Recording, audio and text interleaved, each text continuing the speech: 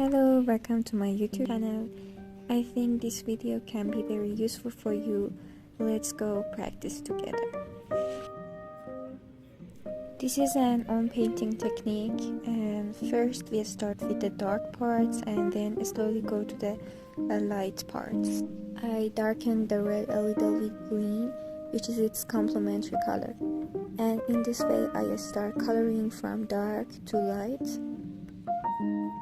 And one thing that is very important, don't be afraid to paint and ruin it easily.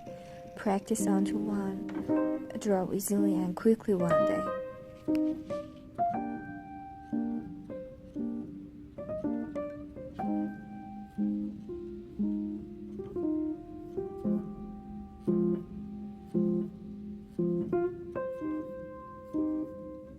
To show the shadow of a yellow object, we must add yellow to purple, exactly just here.